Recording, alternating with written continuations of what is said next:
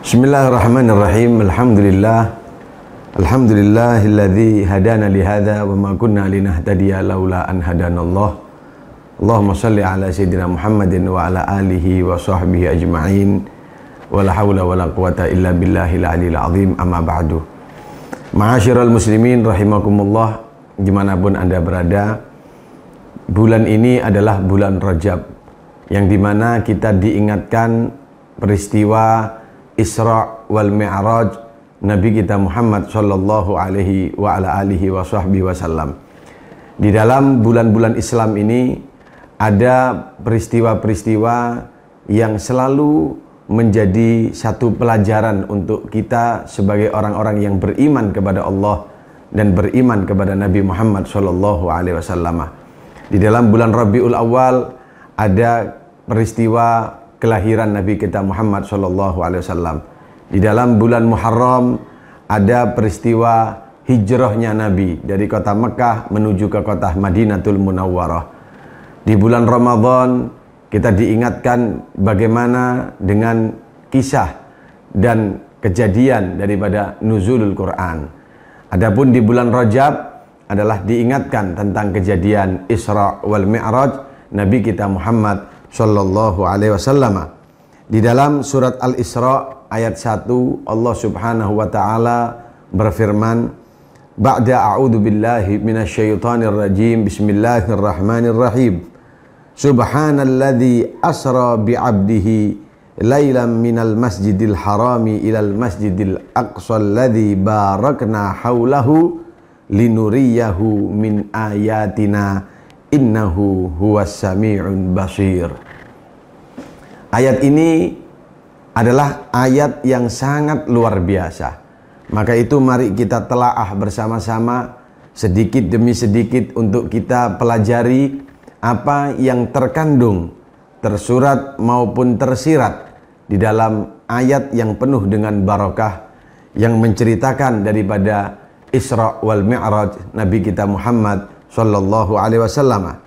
Di dalam ayat ini Allah Subhanahu wa taala memulai dengan kalimat subhanalladzi, yang mana kalimat subhanalladzi ini memiliki arti pensucian di dalam zatnya Allah Subhanahu wa taala, yang juga mengandung daripada kalimat tauhid yang tidak terlepas daripada kalimat la ilaha illallah Muhammadun Rasulullah sallallahu alaihi wasallam, yang artinya subhanalladzi, maha suci Allah yang asra bi abdihi, memperjalankan dengan hambanya Allah, lailan, di waktu malam hari, minal masjidil harami ilal masjidil aqsa. Perjalanan tersebut dimulai dari Masjidil Haram menuju ke Masjidil Aqsa, lalu Nabi Shallallahu Alaihi Wasallam diangkat naik ke atas, dan itu namanya peristiwa Mi'raj. Sehingga ada dua peristiwa di dalamnya. Yang pertama peristiwa Isra, yang kedua adalah peristiwa Mi'raj. Adapun peristiwa Isra adalah perjalanan di waktu malam hari dari Masjidil Haram menuju ke Masjidil Aqsa. Perjalanan Mi'raj adalah perjalanan naiknya Nabi Shallallahu Alaihi Wasallam dari bumi untuk menaiki kepada langit tingkat 1, 2 sampai 7 di Sidratul Muntaha, dan akhirnya Nabi Shallallahu Alaihi Wasallam berjumpa dengan Allah Subhanahu Wa Taala. Kalimat ini Allah mulai dengan kalimat subhanah, yang artinya Allah memulainya dengan memperkenalkan dirinya Allah Subhanahu wa taala, menunjukkan kemuliaan Allah, menunjukkan keesahan Allah, yang mana Allah Subhanahu wa taala maha suci, tidak terlintas, bahkan tidak terdapati di dalam zatnya Allah Subhanahu wa taala celah ataupun kekurangan yang bentuknya itu apapun, karena kekurangan ataupun celah itu adalah milik makhluk yang Allah berikan kepada ciptaannya. Akan tetapi sang pencipta Allah Subhanahu wa taala adalah maha suci, yang tidak ada kotor di dalamnya, yang tidak ada celah di dalamnya, yang tidak ada kekurangan bagi Allah Subhanahu wa ta'ala. Dan di dalam kalimat subhana ini yang memiliki arti kemampuan Allah Subhanahu wa ta'ala, yang mana Allah Subhanahu wa ta'ala ingin menunjukkan bahwasannya kejadian Isra wal Mi'raj ini bukan dari kekuatan manusia, tapi ini adalah murni daripada keinginan dan kemauan Allah Subhanahu wa ta'ala. Sehingga bisa difahami jika ada sebuah ayat yang diawali dengan kalimat subhana, maka biasanya ayat tersebut menceritakan sesuatu yang tidak logis di dalam akal manusia. Kenapa? Karena disandarkan kepada kekuasaan Allah, disandarkan kepada kemampuan Allah, dan itu bisa kita percaya, bisa kita yakini dengan iman yang diberikan oleh Allah Subhanahu wa ta'ala di dalam hati orang-orang yang menjadi pilihan Allah Subhanahu wa ta'ala. Ma'asyiral muslimin rahimakumullah, sebelum kita ulas, dahulu di zaman Nabi Shallallahu alaihi wasallam, Abu Jahal adalah orang yang tidak percaya dengan Nabi Shallallahu alaihi wasallam, walaupun dia hidup sezaman melihat Nabi, tapi tidak beriman kepada Nabi Muhammad Shallallahu alaihi wasallam. Sehingga pada waktu kejadian Isra wal Mi'raj, Nabi Shallallahu alaihi wasallam setelah melakukan perjalanan tersebut, Nabi kembali dan Nabi membawa perintah, yaitu perintah sholat. Nabi menggambarkan, Nabi menceritakan, Nabi menjelaskan daripada perjalanan yang telah beliau lampaui di waktu yang sangat singkat tersebut. Maka Abu Jahal pun merasa terheran dan tidak percaya dengan apa yang disampaikan oleh Nabi Shallallahu alaihi wasallam, karena secara akal manusiawi dari Masjidil Haram menuju ke Masjidil Aqsa yang ada di Palestina itu jaraknya sangat jauh sekali. Tidak mungkin akan ditempuh dengan waktu yang sangat cepat. Sebagaimana yang diceritakan oleh Nabi Shallallahu alaihi wasallam, kejadian itu adalah kejadian yang super cepat sekali. Sehingga ada yang mengatakan bagaikan satu kedipan mata. Ada yang mengatakan seukuran dengan hangatnya tempat duduk yang telah diduduki, dan itu hanya dalam waktu hitungan beberapa detik saja. Setelah Abu Jahal mendengar daripada pemaparan Nabi Shallallahu alaihi wasallam tentang kejadian Isra wal Mi'raj, Abu Jahal lalu seakan-akan mendapatkan celah. Banyak orang yang akan tidak percaya dengan kisah ini, karena kisah ini tidak bisa diterima dengan akal. Maka Abu Jahal mengatakan kepada Nabi Shallallahu alaihi wasallam, "Bagaimana wahai Muhammad, jika aku akan panggil masyarakat untuk berkumpul lalu kamu ceritakan ini?" Di dalam hati Abu Jahal terbesit niat yang tidak baik. Harapan Abu Jahal, nanti tatkala Nabi Muhammad menceritakan ini, pasti banyak orang yang tidak menerima secara akal. Dan disitulah orang-orang akan menjauh dan tidak percaya lagi dengan baginda Muhammad SAW. Tapi Nabi Muhammad adalah orang yang memang benar jujur, yang menceritakan apa yang kejadian aslinya. Tidak ada tambahan, tidak ada pengurangan. Apa yang beliau rasakan, apa yang beliau lakukan, apa yang beliau dapati, itulah yang akan beliau ceritakan. Maka dikumpulkan orang-orang masyarakat tersebut, lalu Nabi Muhammad dihadirkan di tengah-tengah mereka.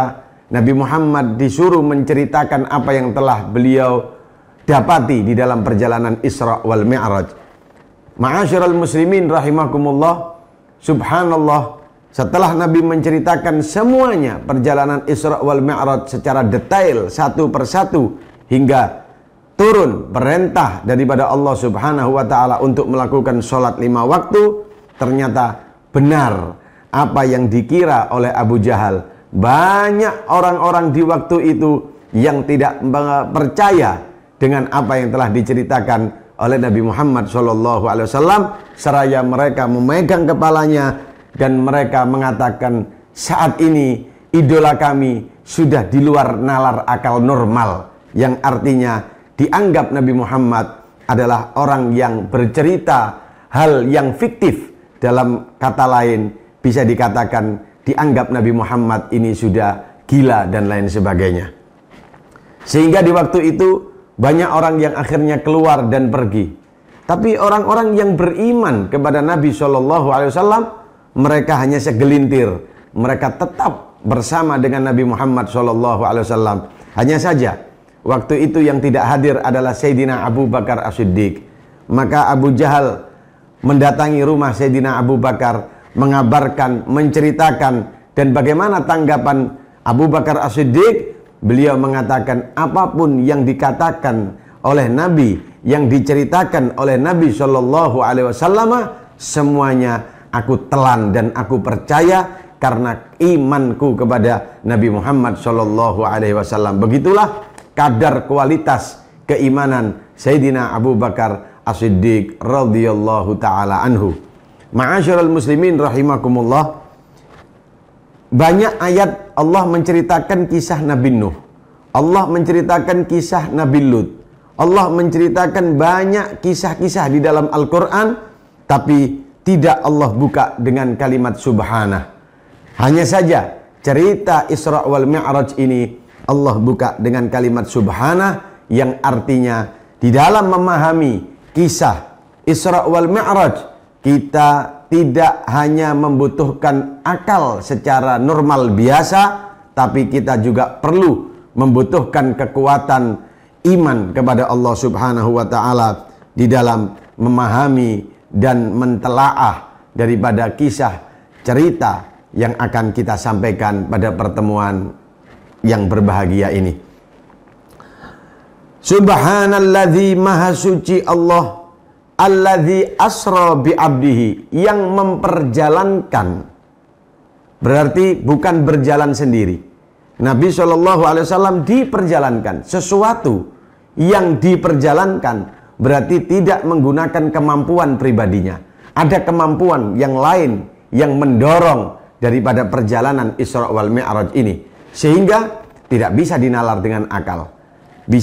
Biasanya kita kasih contoh, andai kata ada seekor lalat masuk di dalam mobil kita, lalu mobil kita pakai untuk bepergian, entah itu keluar kota selama beberapa jam, lalu kembali lagi mobil itu ke tempatnya, dan di situ lalat itu waktu kaca terbuka, dia terbang kembali dan berjumpa dengan teman-temannya. Ditanya, dari mana kamu datang, dengan bahasa mereka. Maka lalat tadi ini mengatakan, saya tadi dari kota ini, berhenti lagi di kota ini, berhenti lagi di kota itu, dan sekarang saya kembali. Maka mungkin lalat yang lain tidak percaya berapa kecepatan terbangnya lalat, bisa memakan waktu yang cepat dia sudah berkeliling dari kota ke kota. Ini menandakan lalat tersebut bukan dengan kemampuannya bisa berkeliling dari kota ke kota dengan waktu yang sangat cepat. Hanya saja ada yang memperjalankan. Begitu juga Allah Subhanahu wa ta'ala memperjalankan Nabi Muhammad. Maka yang berjalan bukan seukuran kapasitas manusia, tapi yang memperjalankan Allah berarti di luar nalar kemampuan daripada manusia itu sendiri. Ma'asyiral muslimin rahimakumullah, diperjalankannya Nabi SAW, lalu Allah menyebutkan di kelanjutan ayat tersebut dengan memanggil Nabi SAW dengan ungkapan yang sangat indah, yaitu bi'abdihi, dengan hambanya Allah. Siapa yang diperjalankan? Allah memperjalankan dengan hambanya Allah Subhanahu wa ta'ala. Yang dimaksud adalah Nabi Muhammad SAW. Kenapa dalam ayat ini Allah menggunakan bi'abdihi, tidak menggunakan kalimat bi Muhammadin?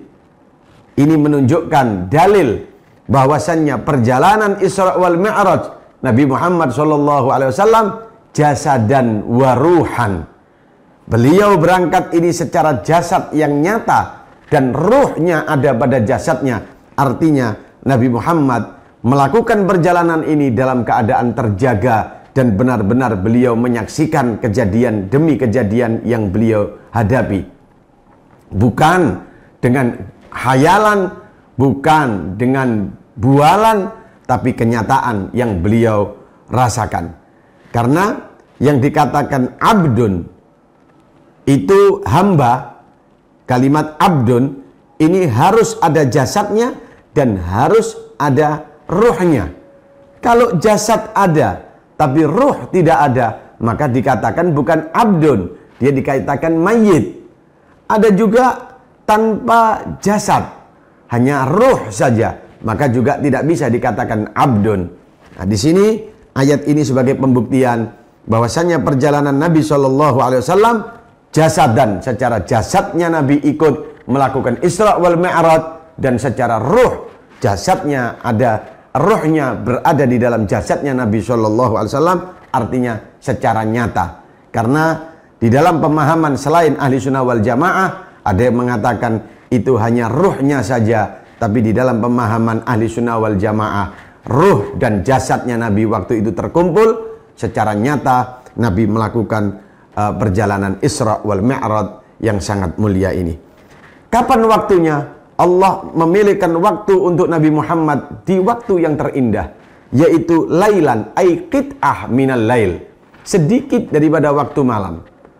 Ada apa di waktu malam? Karena waktu malam ini ternyata adalah waktu di mana Allah Subhanahu wa taala memberikan daripada banyak rahmatnya Allah yang tidak diberikan di waktu-waktu yang lain.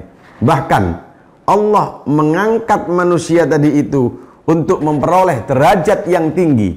Bahkan derajat kewalian itu tidaklah Allah berikan kecuali kepada orang-orang yang mereka menggunakan waktu malamnya untuk beribadah dan taqarrub kepada Allah Subhanahu wa taala. Perjalanan itu minal Masjidil Harami ilal Masjidil Aqsa, dari Masjidil Haram yang ada di kota Makkah, lalu beliau berangkat menuju ke Masjidil Aqsa.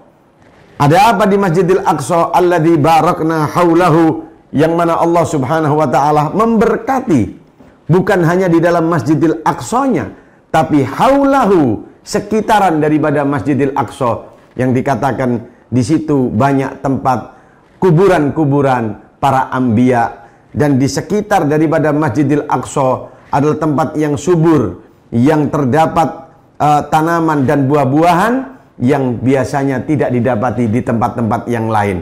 Banyak berkah di situ diturunkan oleh Allah Subhanahu wa taala di Masjidil Aqsa.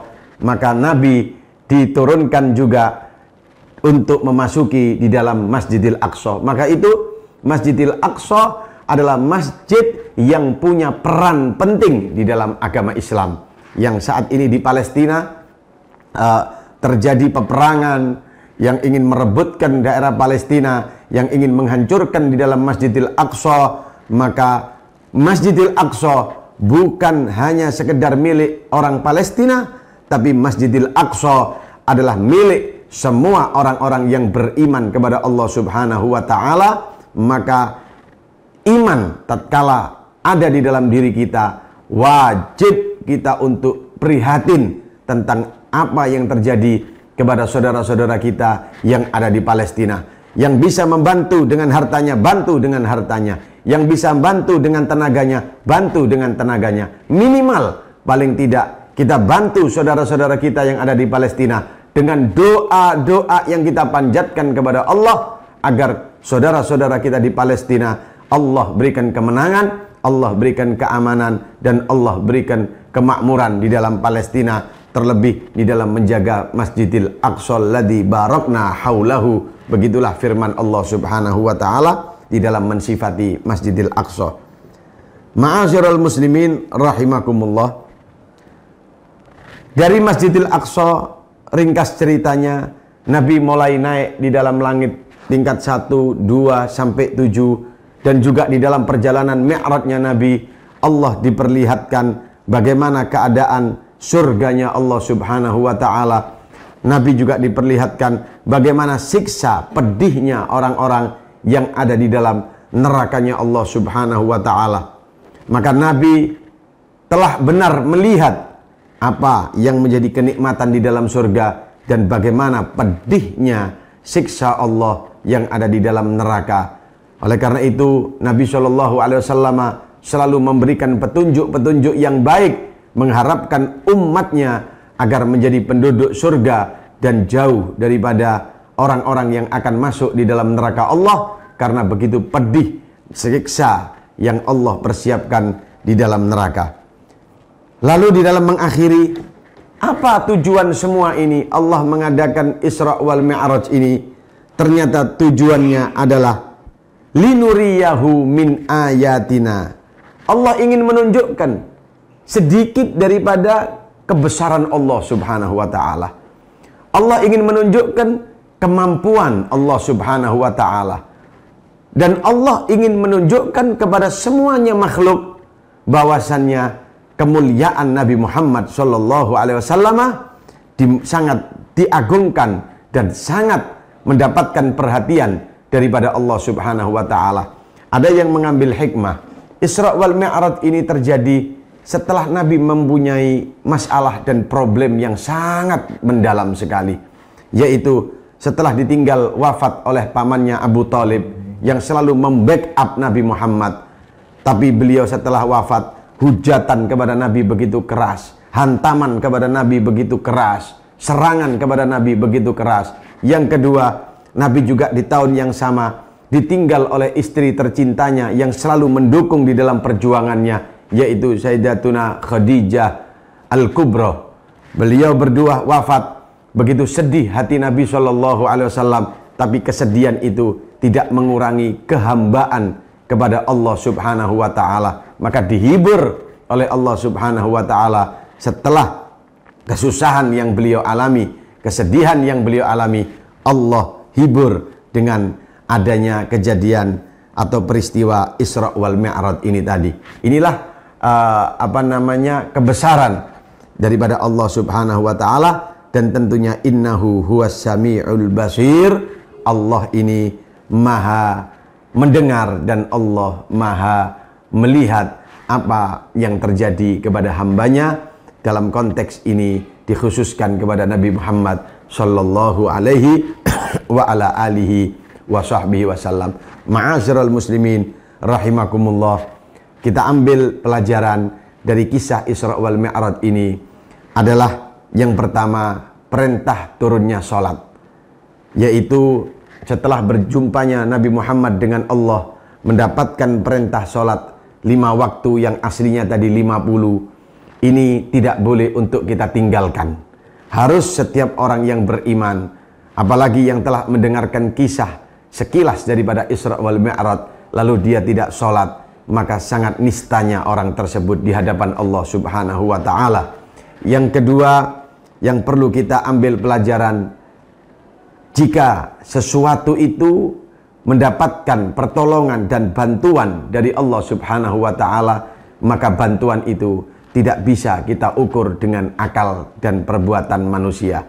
Sehingga apapun yang kita alami, apapun yang kita rasakan, kesedihan, kesusahan, masalah dan lain sebagainya, pasrahkan kepada Allah. Jika ada tangan Allah yang ikut bercampur di situ, kemampuan Allah yang ikut masuk di dalam masalah kita, maka semuanya akan selesai biqudratillah, dengan kekuatan daripada Allah Subhanahu wa ta'ala. Semoga kita semuanya dijadikan oleh Allah hamba-hamba yang dikuatkan di dalam agama Islam dan dihiasi dengan iman, hidup dengan Islam, dan kelak wafat membawa iman yang mantap kepada Allah dan menjadi orang-orang yang memasuki surganya Allah bighairi hisab. Amin ya rabbal alamin. Wa sallallahu ala sayyidina Muhammadin wa ala alihi wa sahbihi wa sallama walhamdulillahi rabbil alamin.